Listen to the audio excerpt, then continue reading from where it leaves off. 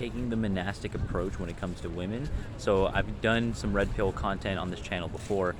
Now the monastic approach is how monks will dedicate their lives to spiritual pursuits more than worldly affairs.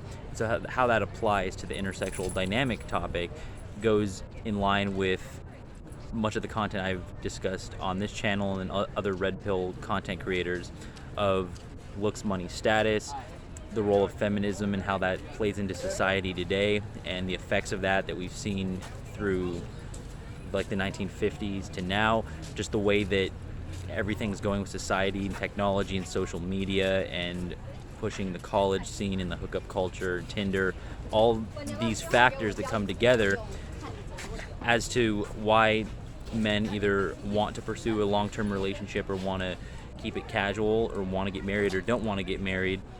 So when it comes to the monastic approach, because a lot of guys too, when they have a group of friends, say they go to a nightclub or something, a lot of guys will have that keeping score kind of mentality, or they think life is a game of keeping score on women or money or status, as opposed to really discovering more about themselves or how to hold off instant gratification so you can have long-term success. So when it comes to women and the stereotype of just a group of guys going to a nightclub, you could go to a nightclub every weekend for meeting girls or just instant hookups or whatever, or you could also forego the nightclub for an entire year because you're working on a job, you're working on a career, a business, your health, your fitness, your mindset on things, which can ironically make you more attractive long term, which you won't even be asking the question of meeting women, which you were doing at the nightclub. Now, a lot of people will say, oh, that's cope because there's, it's all about your looks, or it's all about your money, it's all about your status, your height, your genetics. But it's all of that, of course. Like, it's all of that combined as to what your piece on the board here in life is going to be perceived as. But because of that, another way you can look at it too is because we all take on these roles of being born into a circumstance where you didn't choose your gender, you didn't choose your birth parents, you didn't choose your circumstance, your socioeconomic status, your genetics. So really, when it comes to these YouTube content creators that go over whether it's blue pill, red pill, black pill, self-help, pickup artists, or just anything in general regarding male-female intersexual dynamics, you can look at your piece on the board and you can look at it more objectively from a third-person view of reality instead of just reacting day to day on your impulses. So a kid that's born into rich parents that's going to inherit a trust fund of billions of dollars, he doesn't just have to play into that role of having billions and, I just need to spend on this new material item or new car, 5 houses. He doesn't have to. He can have been born into that circumstance and still develop a more cerebral sense of what all that means. He doesn't just have to play into the role of, well, I'm inheriting this money, I come from a family of billionaires, so I'm just going to keep being the billionaire, spending money on lavish stuff. He doesn't have to fall into that. So when it comes to women in this topic, too, people will say to me, being a mixed race guy with green eyes, it's just like, you could do this or you shouldn't do this, because people have their perceptions on it. And I've had my fair share with all that, but some people it's just like, you could be going out and pursuing your modeling career. Why don't you, shave? I did shave the beard, as people that have seen videos, they can tell. But that's just a personal choice. I was growing out the beard, still growing out the hair. I'm doing freeform dreadlocks on it, but some people have that whole mentality, while I was growing the beard, you should shave that, move to LA, move to New York.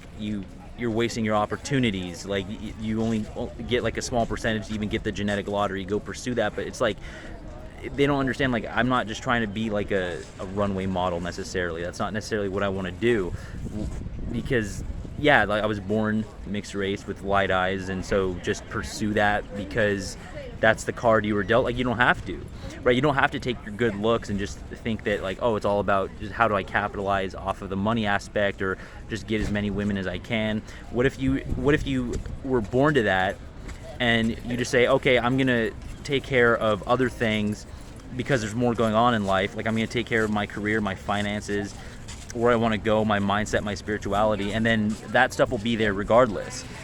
So when it comes to like starting a YouTube channel or starting a business like I have here at the beach right now in La Jolla, California, it's like a lot of guys just don't get it. They don't get the long-term game, especially guys my age at 27. They just think like, oh, dude, like, let's go out to this bar, let's go to this club, let's go meet girls. But it's just like, and if you're the guy that's not doing that, or if you're just like doing your own thing and people don't get why you're doing the things you do or why you think the things you do, when you tell them you don't want to get married, you don't want to do this, and then people start making assumptions like, oh, like is he gay, can he not get women, is he going through something? It's just like, but they don't understand like the divorce rate, they don't understand the predisposition of genetics and how that plays into even why you're attractive to someone in the first place. The whole concept too of just like having a boyfriend, having a girlfriend, it's like those factors are going to come into play anyways, like your height, your looks, your money, your build, your genetics, your race, your where you started and how that affects your psychology and how it affects the girl's psychology and whether you guys click at that one point in time to even consider yourselves boyfriend and girlfriend. So much before you has to happen for that specific moment to line up.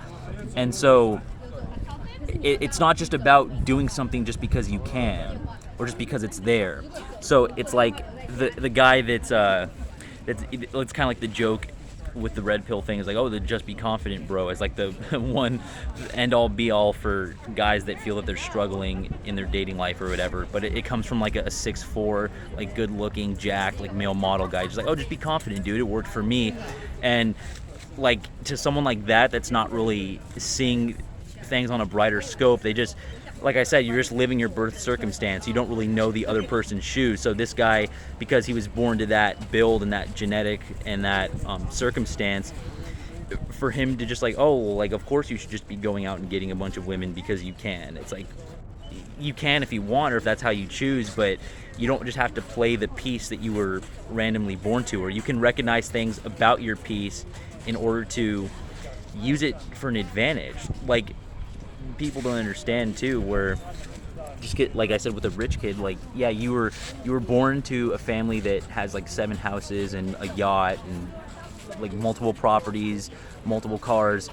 You can do different things as the kid inheriting that money. You don't have to just continue the multiple real estate investment kind of mentality. You can do something for the world with that money, or you can just put it in the bank knowing that you have that safety net, and then you go live off the land or do something. Or maybe you want to be an artist that's just all creative and it's all internal as opposed to some sort of external circumstance. So yeah, you don't have to just live based on your dice roll.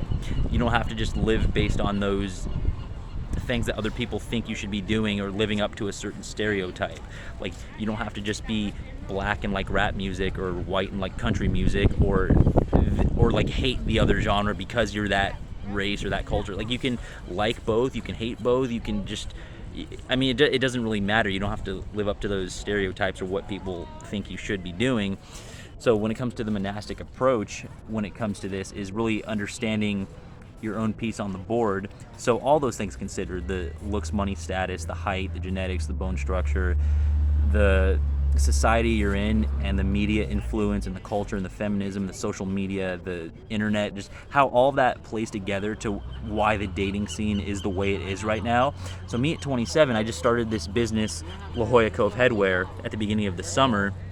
And so someone that's just like so into the like, oh, like just get as many girls as you can, bro. Like, they don't understand intersectional dynamics for how men and women are going to view each other when it comes to like a family and the woman having the fertility. Like at 27, like, how do you know that I'm not just like working on my finances or like becoming smarter about the world or working on myself or working on my health or my fitness or other things? It's not just about like, oh, there's this festival tonight or this club. Like, a lot of guys are short-sighted in that. They don't get it. Like, if I'm 27 and I put in 3 years of work and I say I'm living alone in a house that I've like worked towards at 30, I could just at that point like start my family with a younger girl or a girl my age or whatever the case may be. But it's like, you don't have to just be so impulsive on the current moment. You can take the more monastic approach towards it. So you can develop your life to philosophy, spiritual pursuits, really understanding yourself, like understanding pros and cons to like how you were placed into this world, your character, your piece on the board, understanding how you impact people and how you want to play that piece. I guess whether you want to call it gifts and curses, how do you want to play your own gifts and your own curses in a way that will have the most beneficial life to you possible.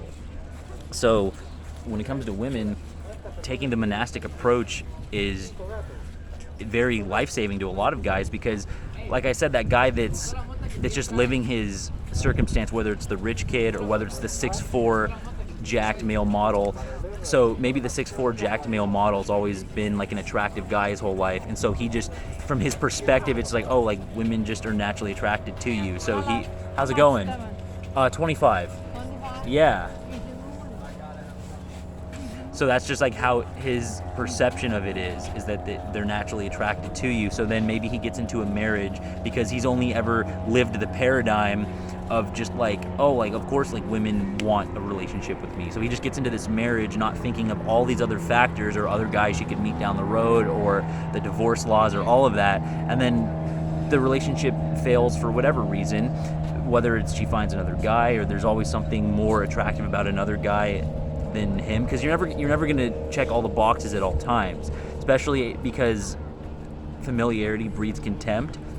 So you get into this relationship and then they start saying, oh, this is just a normal person, not the image of like Superman that I met, you know. So it's like if Superman was a real figure, like actually flying around with a cape fighting crime, it's like the girl wants a relationship, or she wants to marry Superman because she just has this image of this guy that like flies around and like saves the day. So she ends up marrying him, and then when he puts away the cape and then puts on the suit and tie, goes to work, and then plays the role of husband, and now they're living together, it normalizes. So now it's like, oh, this is just like a regular dude. So she starts finding flaws, and then she meets another guy who doesn't have that personal history, and she's like, and like then he comes home and he's tired and they have an argument, so now he's in like a lower like level to her because he made her mad. But then like when she goes to work, her work boyfriend, her co-worker, like because she doesn't have that personal history with him, she starts looking to him in a more positive way. So like even when people think of like the ultimate alpha male, the ultimate Chad, like you're never going to check all those boxes at all times because familiarity breeds contempt. So going back to what I was saying about that 6'4" guy that's just jacked male model, and so he's just used to that female attention, so he gets into that marriage, and then down the line for whatever reason it goes south, and then now he finds himself owing a bunch of money in divorce court, and it didn't really think of the legal ramifications of that. It's because a lot of it is just you're living so much off your birth circumstance, like, oh, my whole community around me gets married, therefore I am, or I'm a 6'4" jacked guy that women have always found attractive, so I'm just of course you just like get in a relationship, of course that like they're into me because of I'm a great guy. But like if you took the monastic approach and really looked at yourself from a third person perspective, you would admit that you being 6'4" has something to do with it, or you coming from a wealthy family has something to do with it, or your genetics, your jawline, your bone structure, your personality, your height, looks, money, status, all of that. Anything that you can think of, because it's all, anything that happens here is like a constant butterfly effect. And there's so many factors at all times. So the more that you can kind of detach from what you're perceiving about the world and take the more monastic approach, more towards spiritual pursuits and less on the worldly affairs, or feeling that you're owed something, or getting too attached to things, or feeling like this hierarchy system, when you can just kind of like take a step back and look at reality as best you can from a third person objective view, then you can just see yourself, and then you can laugh at all the stuff that might have made you pissed off or sad before. You have a better understanding of things. You can laugh at it. Like if a woman my age at 27, she wants to have a kid, well, I was living alone from 24 to 26, and I moved back home with my mom in March of this year so I could save for my camper van and start my business and do all that. But as of now, I'm living at home, so it's like a woman my age at 27, if I go up to her on the street and she's in that phase of her life where she's really thinking of family and kids in her future, I don't have like a place to raise this kid, right? So what are we gonna do? Raise it at my mom's house, where my bedroom's right next to my mom's bedroom? It's like, so if I go up to her really like not knowing that about my circumstance or what I actually offer her, and then I get rejected because like, oh, well, plenty of other guys have their own place and they have a different situation. If I'm just not cerebral to that, then I'm going to be affected by it. But if you can just look at your own self as best you can from an objective view, then you can just laugh it off and you can just see it. Because when it comes to hypergamy, when it comes to men and women interacting, what it all comes down to, the reason that anyone's even here, the reason you're here, getting up in the morning, going to these jobs, watching this YouTube video, the reason you're breathing, existing, is because two people had sex, a man and a woman. So what is that based off of?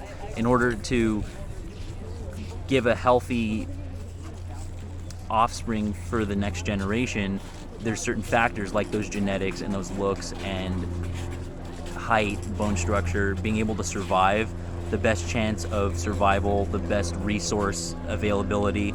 So those are things about like how we evaluate each other. Those are real concepts of how we evaluate each other. So yes, like the woman's gonna look for who she wants in a man as gonna have beautiful, healthy children, as well as the resources to raise them properly. So those are going to be factors in the hypergamous sense of how she's even viewing you at a certain time. But everything is constantly changing, so let's go to the resource aspect of that. In this economy, this up and down money system, where you're going to obviously be seen as more attractive, the more money you have, the more you can provide. Well, it's like, how do I obtain this money? So how do I convince the other guy to pay me money? Because if he pays me money, now he loses money. So my relationship skyrockets because I have more to provide, but now his is like having issues because he has less money to provide. So it's like this teeter-totter where like someone's always the winner, someone's always the loser, and you're throwing yourself into that game constantly because you're just kind of going with the flow and you're not taking a step back. Because at the end of the day, there really is no winner or no loser. We're all just kind of in it together. You're born, you die, you have your spiritual and physical experience here, make sense of it what you will, but there's no real winner and real loser. It's all perspective based. So when you're not really thinking of that, you're going to be the person with the scarcity mindset of, well, if he got 2 pieces of pie, then that took one away from someone else where someone's not going to be able to eat. But the world is not this finite pie where if I get 2 pieces, the next guy gets 0. We can take seeds from fruits and vegetables, plant them in the ground, and then take the new seeds and replant them, and there's enough nourishment unlimited for everybody. There's enough, like the money it's created. So all the clothing is created, these material things that we can build, the phones, the computers, I mean, it's all created. So it's like just having that water that evaporates, comes back down, it's just a cycle that's always here, it's unlimited. Same thing with the food, the seeds that constantly grow. It's abundance, there's enough for everybody to win. But when you haven't taken the monastic approach and stepped back and really seen that, you're just going to be in the constant battle of like the winners and the losers. Like, oh, someone on Facebook got a job promotion, therefore I'm not getting my job promotion. But it just goes back to that illusionary, like you're not going to have enough, where you're always just going to be comparing yourself. And when you take a step back, it's like, yeah, someone's always going to have more money or a house doing this or taller or seen more attractive in a certain way, facial features, whatever. So if you're always just like not wanting to see the objective reality of that, you're just going to get too attached to things, or you're going to think that she belonged to you in a certain way where you're just going to get devastated when she moves on to another guy or has sex with another guy. It's like the guy that thinks, oh, well, like, how did she have sex with the pool guy or the plumber? Like, how could you? I thought you were my girl. We signed that contract, that piece of paper. So when you kind of just take a step back and know that you never had her in the first place, like she was never yours, it was just your turn, and then you can just see the underlying truth of it all. And in a funny way too, just talking about the monastic approach, you can talk about ancient monks or Buddhist monks or just people that devote their lives to spiritual pursuits.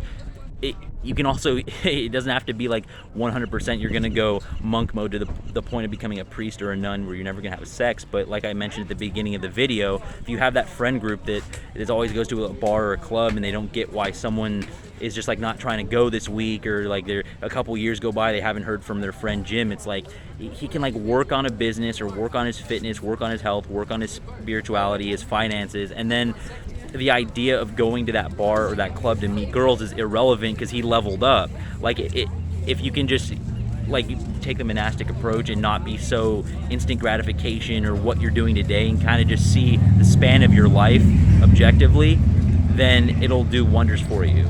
So take the monastic approach when it comes to women, go more towards the spiritual pursuits instead of the worldly affairs.